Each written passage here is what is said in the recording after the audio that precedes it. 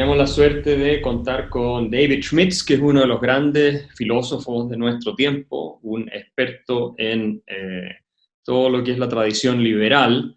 Es además editor en jefe del Cambridge Press, ¿no es cierto?, el Social Philosophy and Policy Journal, y un referente obligado en toda la discusión sobre materias de economía política, filosofía política y social. Él obviamente es el jefe del Departamento de Economía Política y Moral Sciences de la Universidad de Arizona. David, thank you very much for being here. I have to say that we have the Spanish edition of your book ready for our readers, so they can go and buy it at the Foundation for Progress and the bookstores, because we will distribute it to all bookstores. And thank you. I'm honored and excited by that. No, and we will have you as soon as normality returns here in Chile, discussing your book with Jason Brennan, and I also have, this is my favorite book, Elements of Justice, and talking about other topics. But this particular issue of Atomo, that's the name of this magazine. It's about violence. And why? Because we had severe crisis last year in Chile, where you could see in the news all over very extreme scenes of people destroying the subway, people, attacking and looting shops and shopping malls and supermarkets, and it was chaos. A complete collapse of social law and public order, and the government had to call the military. So we had a state of emergency, and the military had to bring back order, and by using force. So the topic of violence is interesting because a large part of the political class in Chile were justifying these acts, saying that this was a reaction against unfair neoliberalism and a system that had created too much inequality and so on and so forth. And many intellectuals on the left were saying the same thing, not only in Chile but also worldwide. Like the New York Times even published an article saying, "Oh, this is the fault of inequality in Chile," and so on and so forth. I would like to begin with a general question, which has to do with, we know that violence is a problem in any society. It can happen, criminality or gangs organized, or you can have civil war or whatever. So what's the classical or the appropriate response to violence? What's the classical liberal approach, or what would be your approach to how do we deal with violence, and why is it such an important issue? Because this is not obvious to everyone. What are your reflections on that? How do we cope with violence in a society? Well, it's really difficult, Axel. Violence has always been part of human cultures. Before we were human beings, we were people who had to deal with the issue. And so if you say, why do we have to deal with the issue? There's a fundamental question about our human nature, which is, first of all, we are social animals, which means that our way of surviving is to learn how to cooperate with each other. So, it's not like we have any special excellence as hunters or something like that. We can't fly, we don't have gills, we don't have claws, or we can't run at 70 miles an hour the way a cheetah does. So the way we have our human way of survival is to cooperate. And we're not just social animals. The second thing to say is that we're also essentially political animals, which is to say our ability to cooperate is premised on our ability to negotiate. It's premised on politics. We have to make deals. We don't just simply cooperate. We cooperate in the execution of deals that we've made with each other. And so we need we need two things. First of all, we need to be able to trust each other to be nonviolent. We need to be able to trust each other to understand the agreements that we've made and keep those agreements. So that goes beyond just keeping the peace. So we need something like contract law, not just basic criminal law protecting us physically. And what else to say about that? Well, that's I could let that go. Just put a period on that. To say we're social and political animals, and everything starts from there. And so violence is one way of understanding the issue of violence, is to say we have to be able to trust each other in order to be able to survive and flourish as the kinds of social animals we are, and as a result, as the kind of cooperators that we are. Now, that means we have to be able to live close together, and we have to be neighbors without spending all of our time defending our moats and our fortresses and so on, and spending all our time hiring guards. We have to grow crops, or we have to produce items that can be of benefit to our neighbors, so that we have something to trade with them, which is to say some basis for cooperating with them and some basis for them wanting to cooperate with us. So we have to be able to let down our defenses. We have to be able to keep the peace and to minimize the cost of keeping the peace. That is, in a way, the first imperative of civilization. It's what the whole idea of civilization is premised on, being able to keep the peace. So if you said, what would be, and go ahead and stop me, interrupt me anytime that you want, Axel, but I would say, if you ask then, what actually is that problem? What is it that leads us to violence? Well, distrust is what leads us to violence. And distrust and the possibility of trust leads us to be tribal. We're tribal animals. Our politics is tribal. So we have to separate ourselves into the groups of people that you can trust and the groups of people, well, you're not so sure that you can trust. You don't have histories of being able to trust them, so you're not so sure. So anyone that has a different accent from you, anyone who speaks a different language altogether, anyone who doesn't look like you, anyone who's a different race, and maybe in human history, above all, anybody who has a different religion, they're part of a different tribe. And so you have to be careful with them. You have to explore, figure out what is the cost minimizing way of establishing that you can be trusted. Which is to say, establishing a reputation for someone that it's good to make deals with, trust someone, trusting each other as cooperative partners. So that also implicates the idea of a rule of law. It has to emerge either formally or informally, by custom and mutual expectation. The expectation of peace has to emerge, because nothing works without that.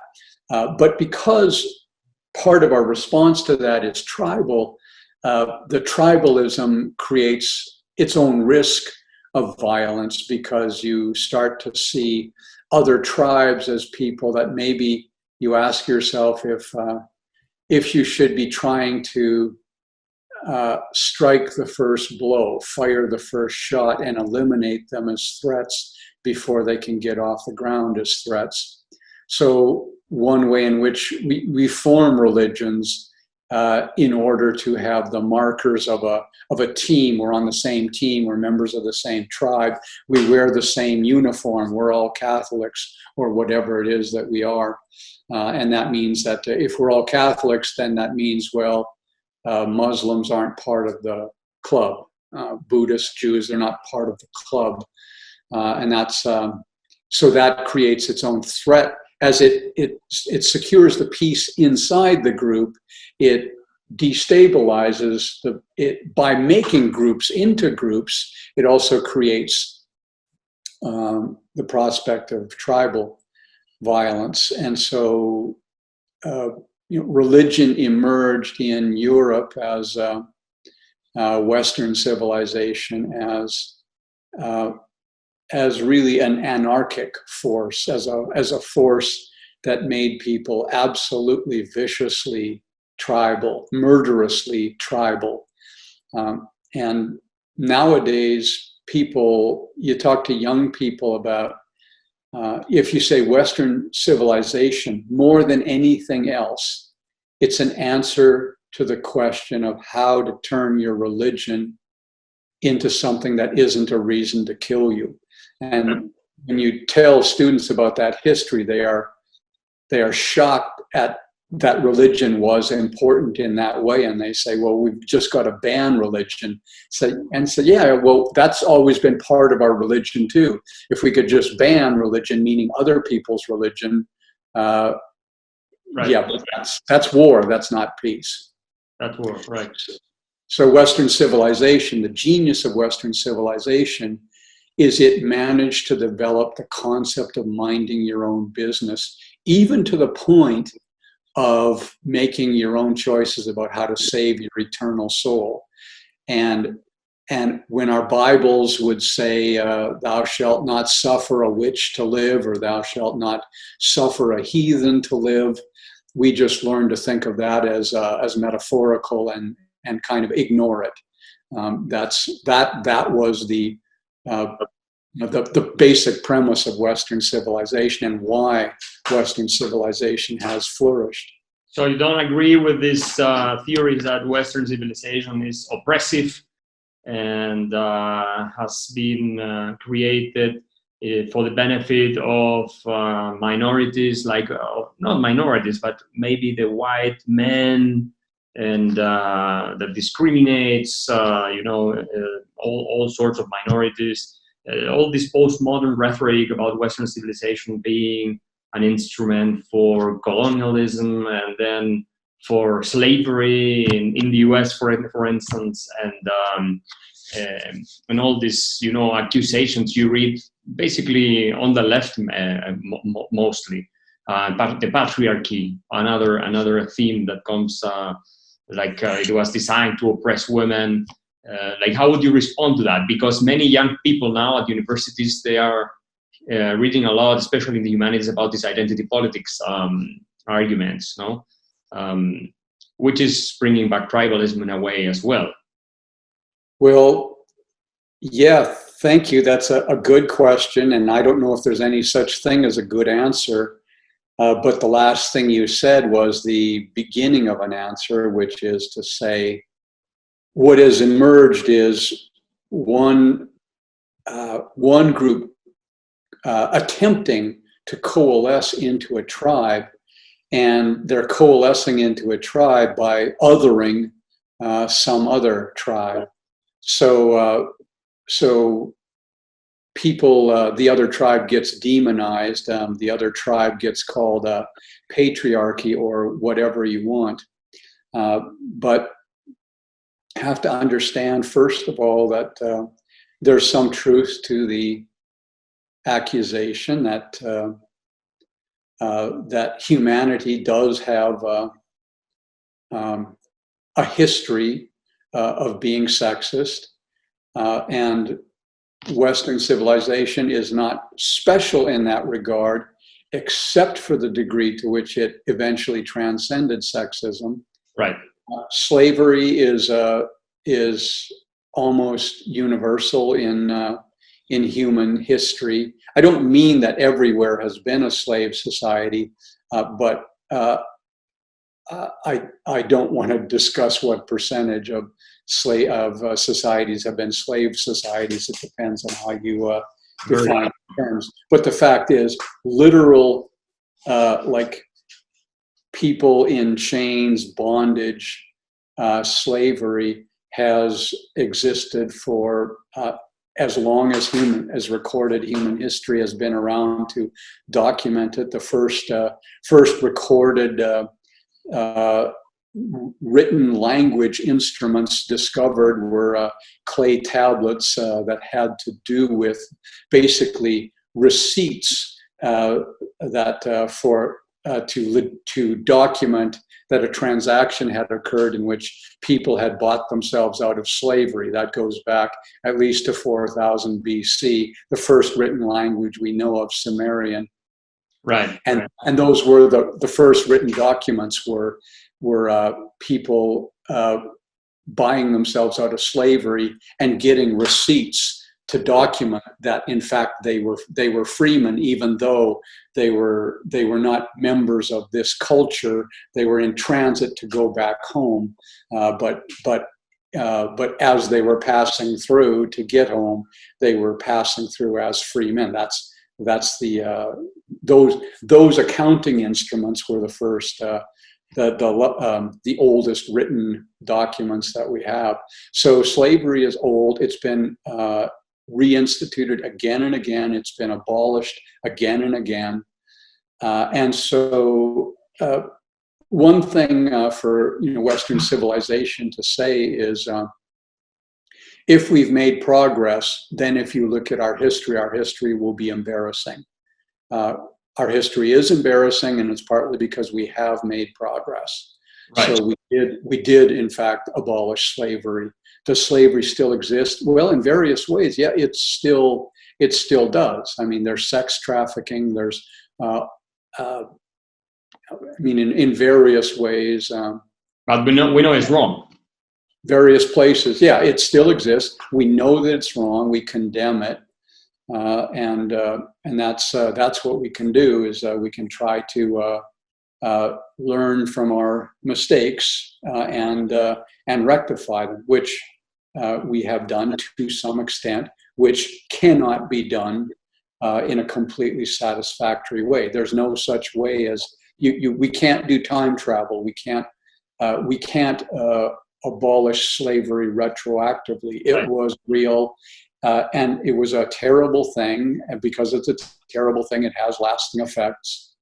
The lasting effects are not themselves slavery, but they are bad. I mean, ghettos are terrible places, and I guess you could say that the races and minorities, religions that make up ghettos aren't the same as make up other neighborhoods. So it is harder. It's a harder life to be born Black, but mainly I don't think that's because it's partly because it's just plain harder to be born Black, but mainly it's because it's harder to be born in a ghetto. It's harder to be born in those places. Those places are. One has less opportunity if one is born in those places. Right. Which is true also for different ethnicities. No, if you are born in a ghetto, sure. Sure. Do you think? To what extent do you believe that Thomas Hobbes was right in the sense that we need a government, we need a state that has the capacity to impose violence in a way, or to order society through violence in a orderly manner, applied violence? Do we need a Leviathan? Do we need a government? James Madison also said, if men were angels, we would not need to, any government, and also we need to control government because those who govern us are not angels themselves. So there are also some theories about anarchism, and so I would like to hear your reflection on that. To what extent do you think Hobbes was right? It's a very grim world. I don't think that Madison had in mind the same that Hobbes had, but there is some point there. Like, we need someone who monopolizes force so we can live together and not fall into these tribal conflicts. What do you make of that argument? Well, thanks also for asking that question, Axel. First of all, Hobbes had a beautiful mind. He was a brilliant thinker and a brilliant writer. He is one of the inventors of liberalism without himself having been a liberal. But here's how it works. We, in philosophy, we separate egoism into ethical egoism and psychological egoism. And psychological egoism is the premise that people relentlessly and exclusively pursue their own interests. Now, so we classify Hobbes as a psychological egoist, and then we read a little bit of his work, and then we poke holes in psychological egoism. I think the fact is Hobbes was not a psychological egoist, because Hobbes believed that there were two driving impulses in human nature. One was good and one was bad. The good impulse was self-interest, and that was a dominant force in the normal course of human affairs and human interactions. That was inclined us toward peace and trade, minding our own business, laying low, and just trying to get through the day and secure ourselves, secure our own futures as best we could. That was the good part of human nature. The bad part of human nature was vanity, and vanity is not a form of self-interest. It's directly contrary to self-interest. Vanity is the idea that when we're born, we have a perspective and we grow up being treated as if we're the center of the universe, and we think of ourselves as the center of the universe. And then we start encountering people who don't see us as the center of the universe. They see themselves as the center of the universe. And because of that, we hate them. And we want to get revenge against them for failing to see that we are the center of the universe. So that's vanity.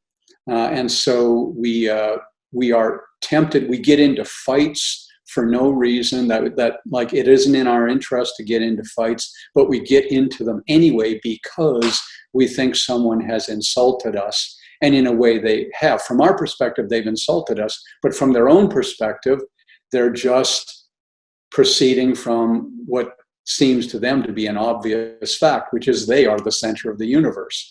Anything they look at, it revolves around them. They're at the center of the scene always. So that's the idea. Now, then, so Hobbes came up with basic laws of nature, but the laws of nature were in effect laws of self-interest as well. And the idea of the laws was to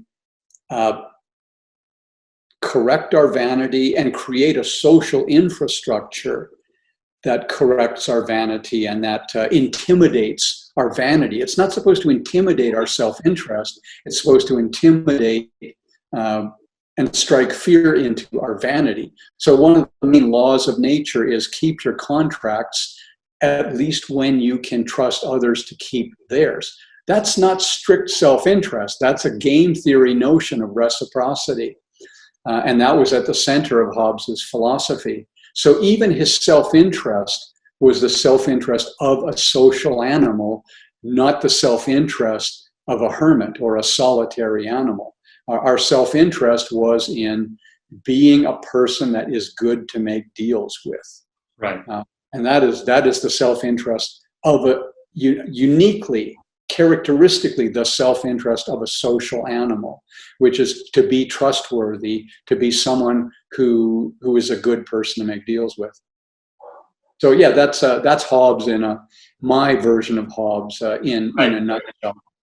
So, but you still believe that then government has to control, like I'm thinking about what happened in Chile. Like we had a collapse in public order, property rights were not respected, people were attacking, destroying private and public property, and it was chaos. Everyone was looting. Suddenly, supermarkets and all that. So in your view, it was very opportunistic. That would be a proper role of government to bring that back to normality, like by force. Yes, I do think that would be a proper role of government. But let's go back to the way you've asked the question at least 2 times. The question being, do we need government? Right. And in a way, what I want to say is, I'm not sure that that's the right question to ask. So you might say something like, do we need markets? Well, it depends on what you mean. You might say, can I imagine a situation in which we just learn to photosynthesize, and so we don't need to trade anymore? We don't need to be cooperative animals anymore. We can just be like plants. Well, I guess in terms of like logical possibility, no, we don't need markets. If you said, do we need oxygen? Well, theoretically, we could develop into the kind of creatures that can just breathe in carbon dioxide and break that down and get the oxygen we need from that. So theoretically, we don't need oxygen. In the same way, theoretically, we don't need governments, but we've got them. So I think the real question is, what should they do? And I would say that part of the American founding, in a way, part of the Magna Carta, which is sort of the beginning of constitutional thought in the English Empire, in the around the year 1030, the rediscovery in Italy of the Roman Empire's Justinian Pandects. That was a body of law, like it was Rome's greatest hits of legal jurisprudence, basically. And when that was rediscovered many hundreds of years later, people looked at what was written down as a law and they said, this was a very successful culture. These were the rules of that culture. We can learn a lot from these rules. So that was so that wasn't a rediscovery of the commands of Caesar. It was a rediscovery of the secular political compromise that is embodied in the rule of law. It was people's coming to terms of engagement with other traders. So I'll just say this. Think about the distinction between moral compromise and political compromise. Those are 2 different things. Moral compromise is when you can't do the right thing, you sort of do the next best thing. You compromise with moral principles. Political compromise is a whole different animal. Political compromise is coming face to face with beings that are at the center of their own universes. Their universe does not revolve around you, and your interests are not their interests. Your goals are not their goals. They have lives of their own to live, and you have a life of your own to live. And so you say, I want this, and they say, well, we want this, and you say, no, I have to get what I want, not you. I have to win this one, you have to lose. And they say, you can't be assured that if we start fighting, I don't think you're going to win this. And so then you say, well, maybe we have an alternative to fighting then. Because I don't win the fight. I don't get what I want if we start fighting. So the idea of a political compromise is to say, I want to be able to be neighbors with people who want different things from what I want, believe different things, maybe even believe in a different God. I want us to be able to live side by side and not be terrorized by the fact of being neighbors. I want us to be able to live together in peace. That means I have to say, I want my community to be a safe place to pursue my dreams, but other people's dreams as well. I want other people's best option to be minding their own business and leaving me alone. That's political compromise, is realizing that the community you want to live in has to be a place to pursue hopes and dreams that you don't believe in. Right. And what do you make of the argument that inequality produced by the market, by economic freedom, is a driver of violence, of social conditions that will produce at some point violence or a revolution or whatever? It has been very common in Chile to say that inequality is the reason why the country exploded, although the numbers show that inequality was going down. But the thing is, there is sort of similarity with the argument that was made for the French Revolution. Although we didn't have poverty in the levels the French had back at the time, but it's interesting to analyze the role of inequality or economic freedom are the markets instruments that would pacify society, or is the market, which is basically people engaging freely in economic activity, something that can produce results that in the end can blow up society or can produce this sort of violent outbreaks, or it has nothing to do with that? What's your opinion on that? Well, thanks, Axel, for that question about the relationship between inequality and market society, commercial society, and violence. I would say there are so many different directions we could go in and maybe have to go in to explore that question. So we have to say, right. Is there a kind of equality that's worth fighting for? Is there a kind of commercial society, terms of exchange that are worth fighting for? And we could say something like, what is it about market society that is not guaranteed to never end up like other kinds of societies, like Venezuela, say, or a place of tribal warfare? Why, market societies rise above those things, and if they ever take a step backward, then they get blamed for taking a step backwards and for not being guaranteed. So a few things to say.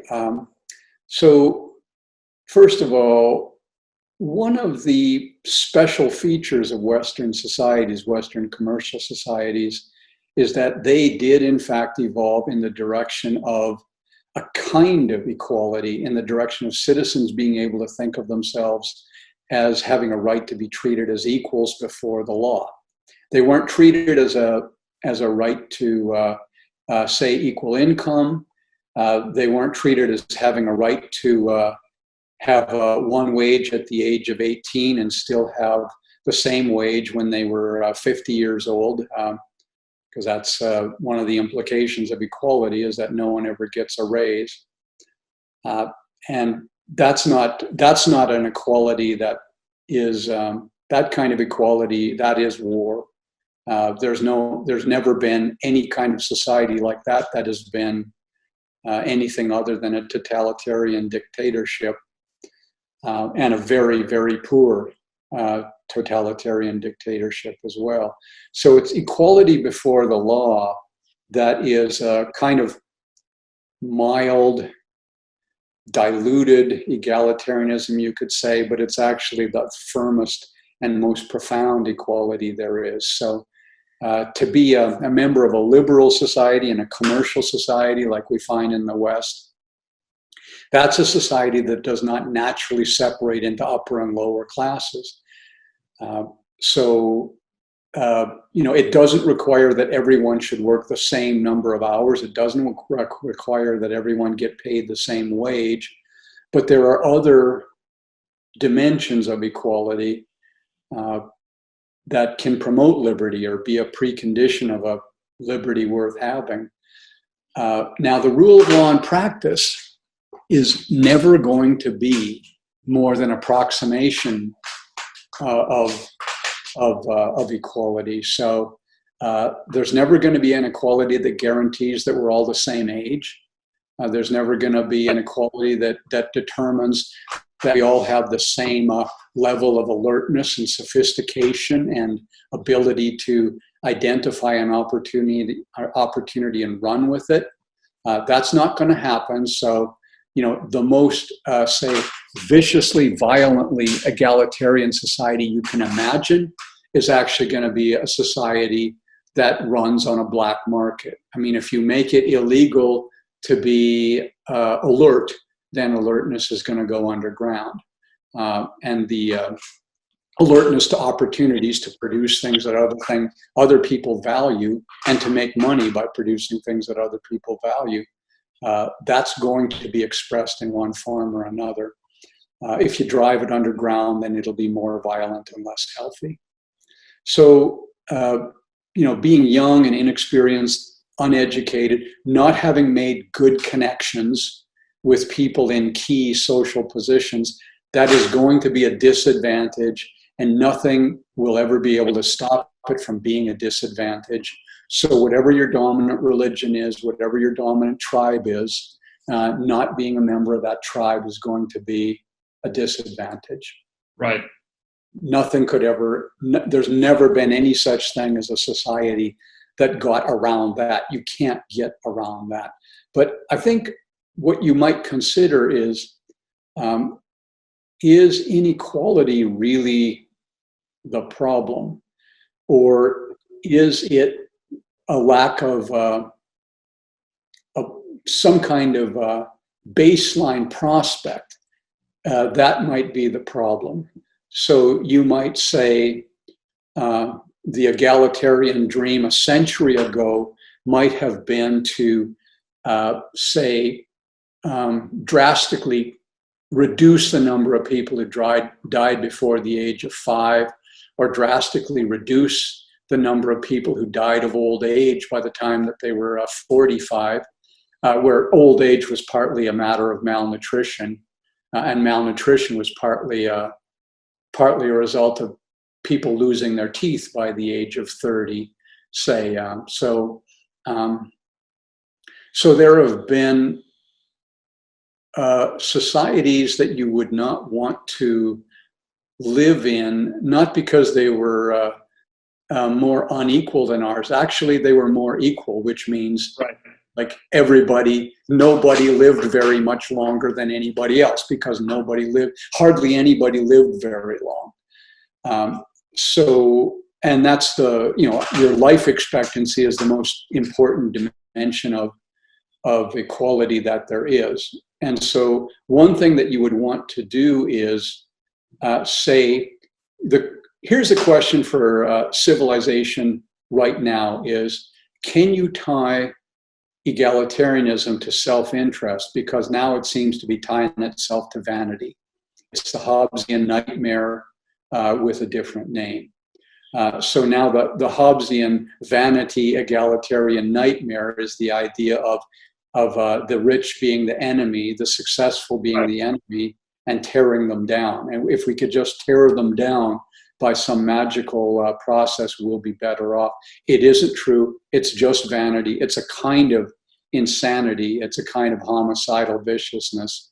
So there are kinds of equality that are respects for citizenship, that are ways of respecting neighbors, that are ways of being benevolent, and those are the kinds of equality that have emerged in different times and places, especially in Western civilization, and been the key to general flourishing for a while. So if you if you look at the, say, the ideologies that have been re-emerging, they're old ideologies, but have been re-emerging in recent years, just to say inequality is increasing. Now, what that means to say inequality is increasing, it means if you look hard enough, you will be able to find a dimension along which inequality is increasing. Now, it may be a dimension which the kind of people who care about that dimension of inequality are like people like professors, like people who are upper class, but not quite in the 1%. So those people are their vanity drives them to hate the 1% and to just want to tear the 1% down. And the excuse they make is to say, if they can tear the 1% down, then poor people will be better off. There is no connection, or if there's a connection, the connection goes the wrong way. And what actually happens, it's in recessions or depressions that inequality really starts to become, it's not exactly the disaster. Poverty is a disaster, but relative poverty in a depression can be literally lethal. And we are plunging into at least a recession right now, maybe a depression.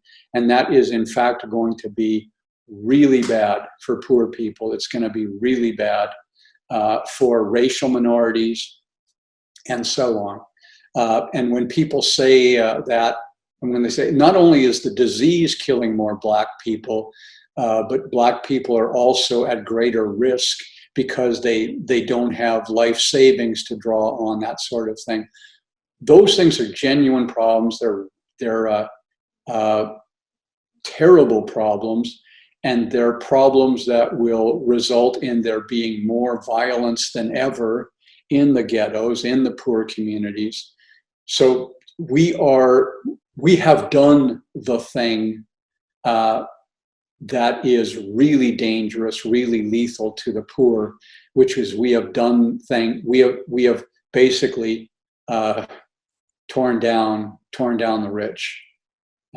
Not deliberately. I mean, it was a disease that closed all the businesses, a disease that closed the factories, that shut down the owners of capital. And so it's a terrible thing. If you said inequality is increasing now, I would say by the measures that were being used 6 months ago, that would be a lie. Inequality is radically increasing. Inequality is being crushed.